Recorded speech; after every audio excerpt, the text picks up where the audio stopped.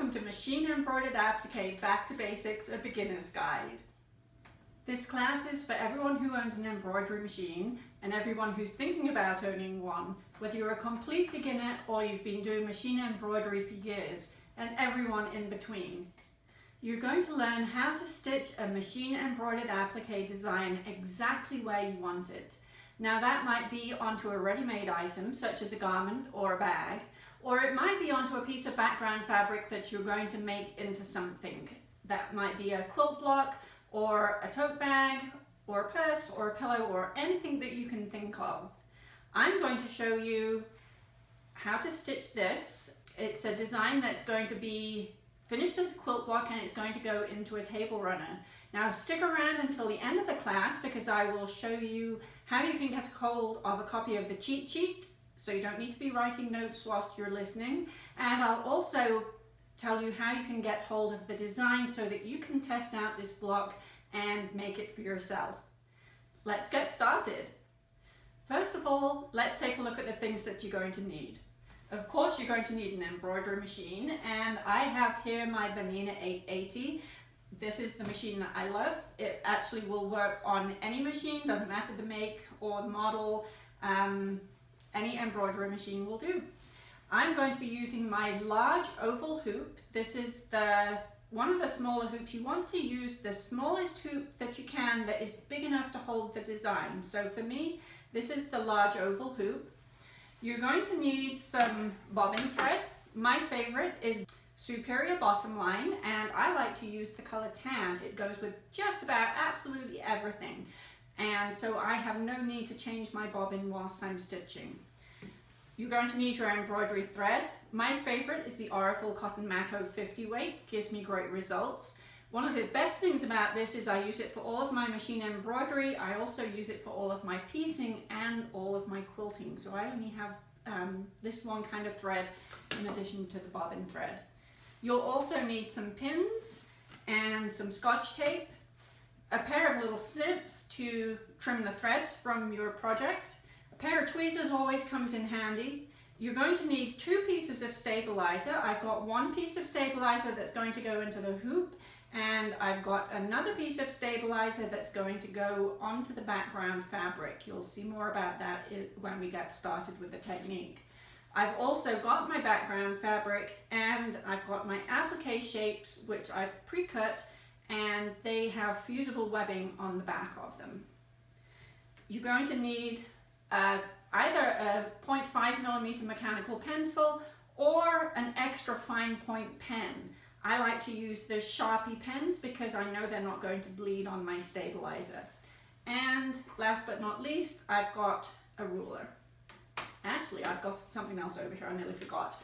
I've got my sealing iron. This is a top flight sealing iron. Little tiny thing goes into the hoop, gets really nice and hot, and fuses my applique shapes into place exactly where I want them.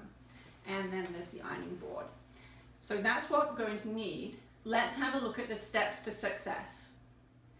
There are 7 steps to success when you're doing machine embroidered applique. Let's take a look at each one of them. Number 1, you're going to prepare your applique shapes. Number 2, you're going to prepare your background fabric.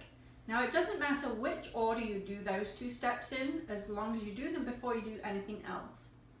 Number 3, you're going to prepare your hoop so that it's ready for stitching. Number 4, you're going to position the background fabric on the hoop. Note that I'm saying on the hoop there. That will all be made clear later. Number 5, you're going to place the applique shapes. By this point, you've already got the background fabric, you've done some stitching. Enough said for right now, but you're going to know exactly where to position those applique shapes. Number 6, you're going to change colors as desired, as many times as is required by the design. Number 7, you're going to finish everything up with a few finishing touches and your project is finished and ready to go. Step 1, preparing your applique shapes. Now if you download the free design that accompanies this class, then you'll find that there are 3 different ways that you can cut your applique shapes. I'm not going to go into any details right now, but the 3 ways are, first off, you could print the templates that's provided, trace them onto your fusible webbing, and then apply the fusible webbing to the back of your applique fabric and cut them out using a pair of scissors. Number 2, you could use the Bonina cutwork tool and the EXP files that come with the download. And number 3, you could use the SVG files with your favorite fabric cutting machine. Mine is the Silhouette Cameo, and that's my favorite way of cutting the applique shapes. I end up with beautifully crisp, clean applique shapes, and they're a perfect fit for the applique placement lines that are going to come in just a little bit as part of the design. Now, the main thing to know when you're creating your applique shapes is you want to use the correct fusible webbing that goes with the cutting technique that you're going to use. If you're using the print and trace method, it really doesn't matter which kind of fusible webbing that you use. And similarly for the cutwork tool, if you're going to use one of the cutting machines, I get the best results by using Heat and Bond Lite fusible webbing. That's Heat and Bond Lite. It gives me a really nice clean cut, and it's also really easy to remove the backing paper when I'm done cutting. And at this point, my applique shape is ready to go, and it's easy to fuse into place. Step 2, you're going to prepare your background fabric. Now, for the design that I'm stitching today, I want the design to be on point on my background square. It's pretty easy if you're using a square-oriented piece of background fabric to get the design where you want by kind of guessing. But when you go on point, it's a little more challenging to get the design exactly where you want it. And that's the kind of place where the technique that I'm going to show you comes into play really well. This is where you're going to need your background square, and you're also going to need the piece of stabilizer that you've cut to go with the background square. Now, for this particular project, I've cut my background square at 6.5 inches, and I've cut my stabilizer square at 6 inches. So that's just a little tiny bit smaller than the background fabric. The first part of marking the background fabric is to mark the stabilizer. So I'm going to draw a big cross in the center of the stabilizer, and I'm going to go from point to point diagonally. Let's see, there we go. There is the first diagonal that I'm drawing onto the stabilizer. Then I'm going to rotate the background fabric 90 degrees, or I'm going to rotate the stabilizer 90 degrees, and I'm going to use the line that I just drew as the guideline for where I'm going to draw the next line, just in case the piece of stabilizer isn't exactly square. There goes my second line. So now I have a big plus sign in the center of my stabilizer, and that shows me exactly where the center of the stabilizer is. Now, to make that show me exactly where the center of the background fabric is, I'm going to take the background fabric, I've got it right side up, and I'm going to place the stabilizer so that the marked side is right side up, and I'm going to center that onto the stabilizer, and I'm going to use a couple of tiny dabs of Scotch tape just to hold the stabilizer in place. Now I'm going to go to my sewing machine, and I'm going to stitch along both of these two lines using a 4mm stitch length. That is nice and strong to give me a sturdy seam, and the stitch is long enough so that it's really easy to get out at the end when I'm done with it. So I'm going to stitch and stitch. Actually, I did that earlier. And what you end up with is, on the back, you can see I've got the black line that I drew, and it's been stitched over. And what you see on the right side of the background fabric is actually the thread that you had in the bobbin. and that has given you a really nice marking on the background fabric so that you know exactly where the center of your block is, so that the design can be aligned perfectly. Now we have our applique shapes all cut out and ready to go, and we have the background fabric all marked and ready to go. Now we're ready for step 3, preparing the hoop. I've got a piece of stabilizer here that is big enough to go into my hoop, and I have the hoop. Now this is something that I have taught in classes when I've been out and about around the country, and I've had people come up to me and say, you know what, Sarah, that was worth the price of admission, just learning how to get my stabilizer into the hoop correctly. So here goes. I've got my large oval hoop, and I've got the inner hoop in the outer hoop, and I've got the hoop tightened up. What I'm going to do is loosen the screw on the hoop so that the inside hoop will come out just. And I'm going to position the hoop right on my background, or on my stabilizer. I'm going to grip it on the side so that it's nice and tight across the bottom of the hoop. I'm going to lift that up, and I'm going to pop it head first into the outer hoop, and I'm going to use the heel of my hand to push the other end in. I'm going to make sure that the inside hoop, or the inner hoop, is pushed all the way through the outer hoop. You don't want any of the outer hoop scratching the bed of your machine.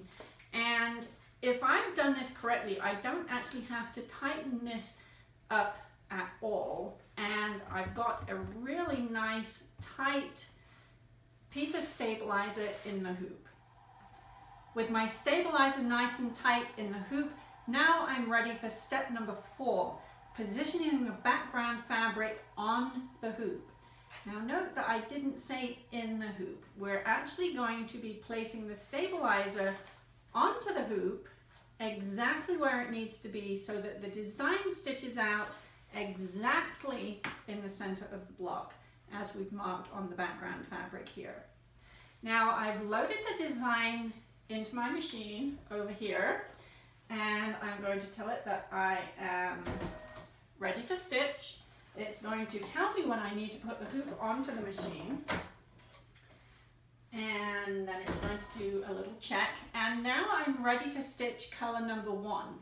In order to position the background fabric on the hoop, we're going to stitch a placement line that is built into the design, and it's going to correspond to this center line that I've marked on the stabilizer and stitched onto the background fabric.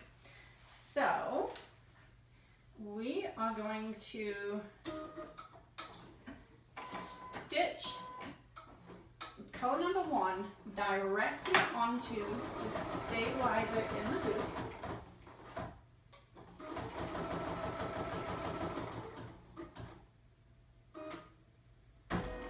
Give it a little time here.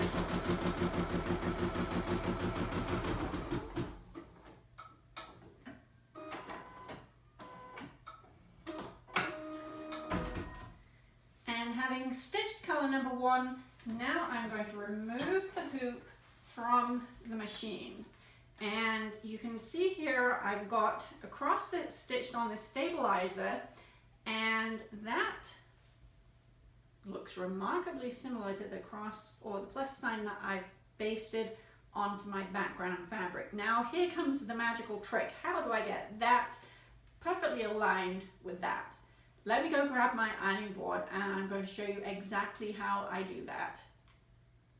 The goal of this step, positioning the background fabric onto the hoop, is to align the intersection that we've marked on the background fabric with the intersection that has stitched onto the stabilizer as a result of stitching color number 1.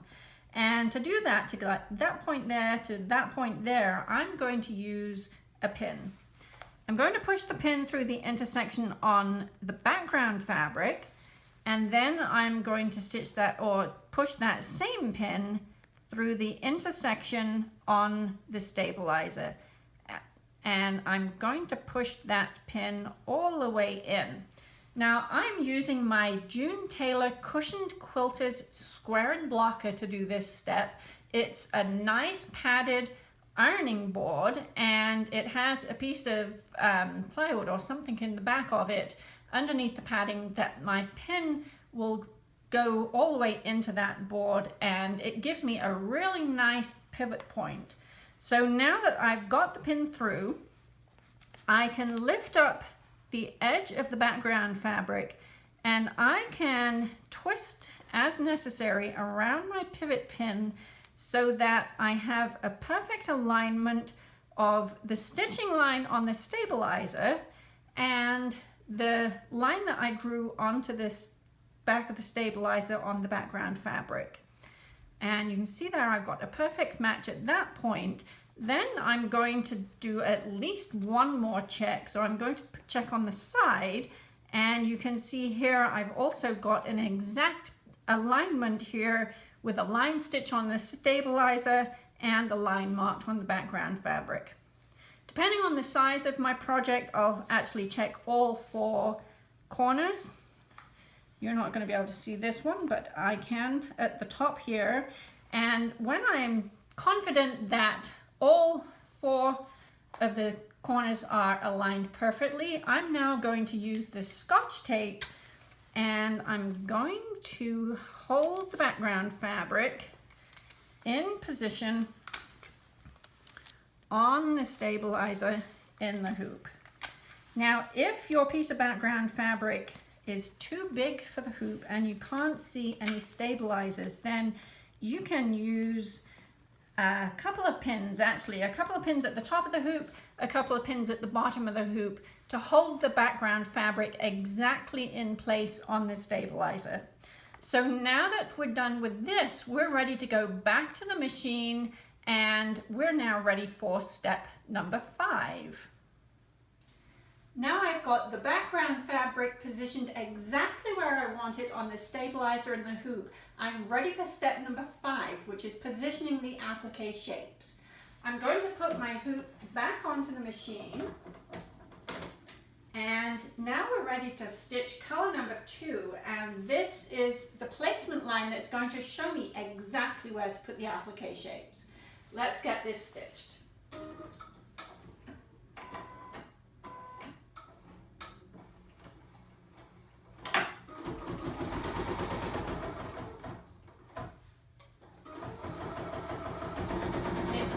Going to stitch a basting line first to make sure that the background fabric stays exactly where it is on the stabilizer in the hoop. I know we've taped it down with Scotch tape, but I like to just make sure. For this particular design, the basting line is built in. Then it goes straight on, and it is stitching the placement line, which shows me precisely where to put the applique shapes.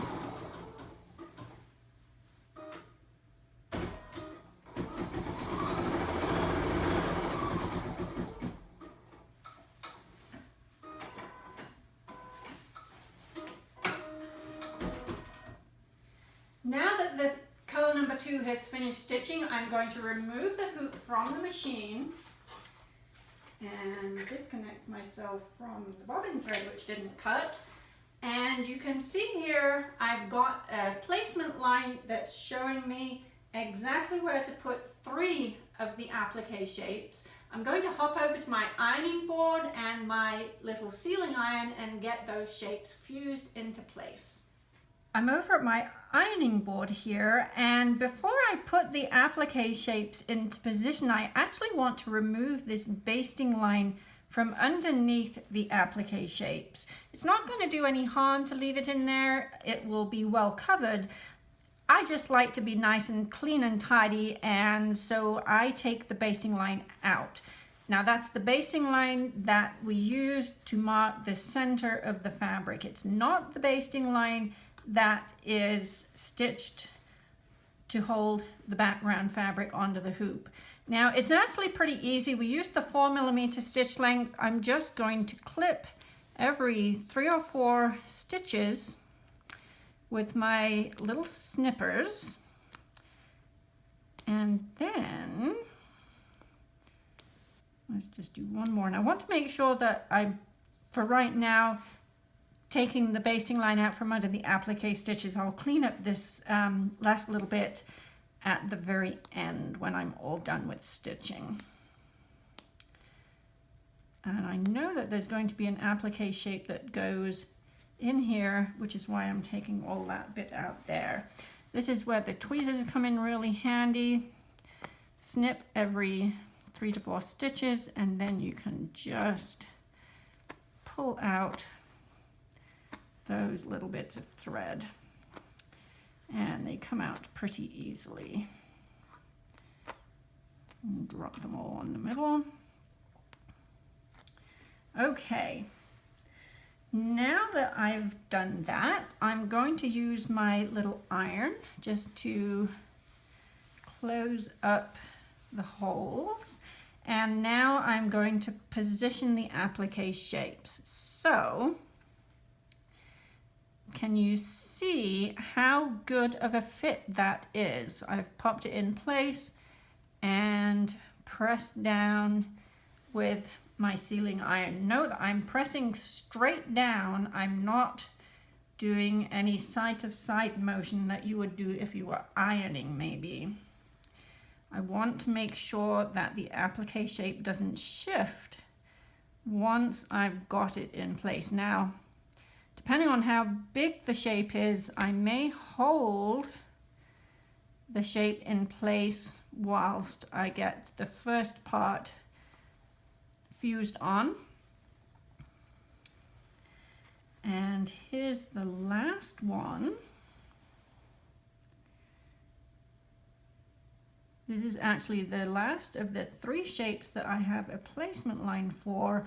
I know there is one more shape to go, but we have to go back to the machine and stitch a placement line for that. I'm going to give you a close-up here so that you can see how precisely the applique shapes fit into the placement line. It is a perfect fit if you've used the paper templates that are provided, or the cut work files that are provided, or the SVG files with your favorite cutting machine. I'm back at the machine. I'm going to stitch color number 3, and this is the placement line for the 4th applique shape that we need to put down. For a lot of designs, you'll only need to stitch 1 set of placement lines for 1 layer of applique shapes. This particular design has a slight overlap between some of the applique shapes and the last one to go down. So I do the placement in 2 stages. So let's stitch this color number 3.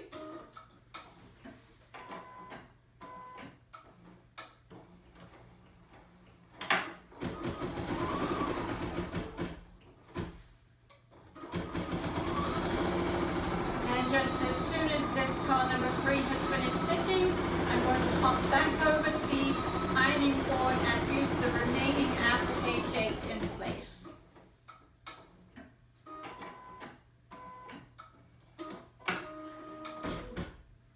I fused the last applique shape in place. Now I'm going to put the hoop back onto the machine, and I am going to proceed to step number 6, which is to finish stitching, changing colors as desired.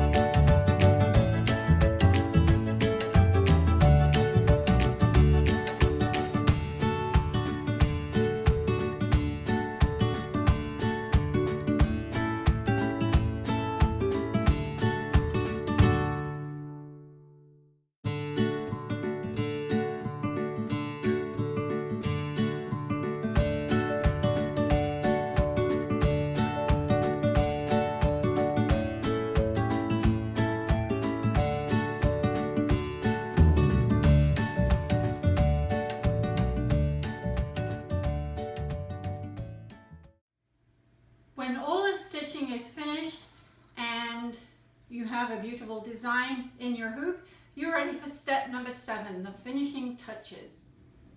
The first thing that I'm going to do is take everything out of the hoop. Just going to loosen the hoop screw ever so slightly so that the hoop can be pushed out. I'm going to remove the stabilizer, pop the hoop over to the side. Now I'm going to remove the Scotch tape that was holding the background fabric in place. And now I'm going to remove this basting line that was holding the background fabric onto the stabilizer. I'm going to use my little thread snips again to clip every 3 to 4 stitches on the front.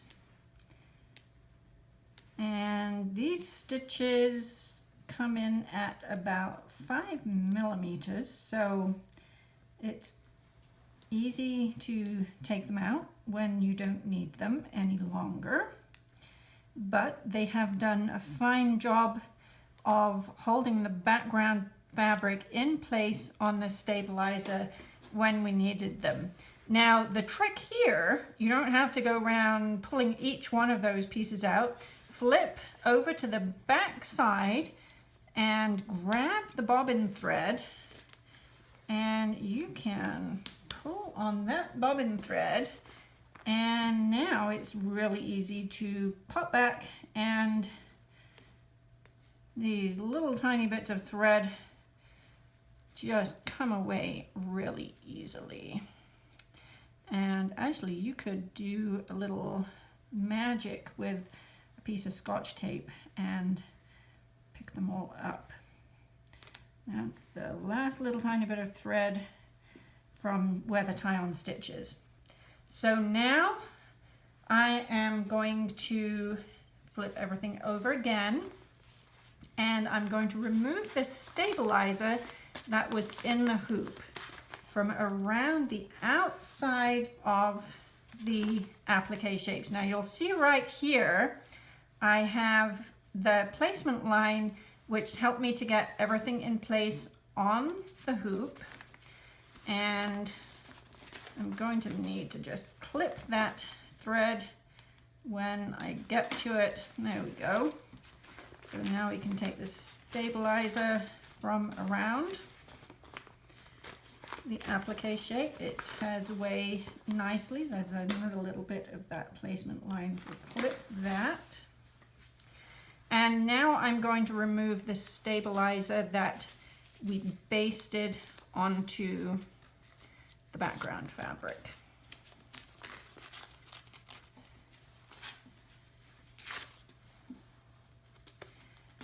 And because I'm using a tearaway stabilizer, it's really easy to get rid of this excess stabilizer. And if you need to, you can use a pair of tweezers to just pull out the little bits that get stuck in the nooks and crannies. Okay. There we are with our finished embroidery. I hope you've enjoyed Back to Basics for Machine Embroidered Applique and learned that it really is easy to create beautiful designs exactly where you want them.